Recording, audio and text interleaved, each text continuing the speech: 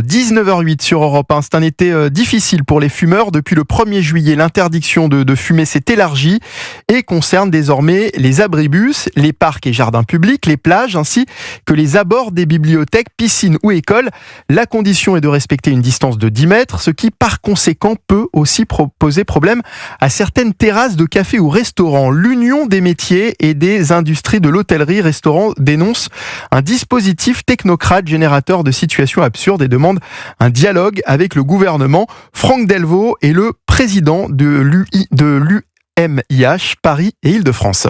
Le problème sur cette mise en place de l'interdiction de fumer dans les lieux publics et en terrasse si on est à moins de 10 mètres d'une école, ça peut être en fonction d'un établissement. On pouvait avoir un établissement qui est à 10 mètres, puis un qui est à 12 mètres. Donc dans l'un, vous pouvez fumer, dans l'autre, vous ne pouvez pas fumer en terrasse. Vous voyez bien que personne ne maîtrise le sens du vent.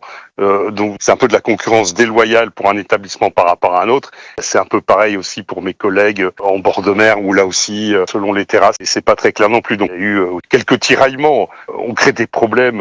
Là, il y en a pas. On attend un peu de la compréhension et du bon sens. On peut pas continuer. Aujourd'hui, il y a 23 restaurants qui ferment tous les jours pour défaillance économique.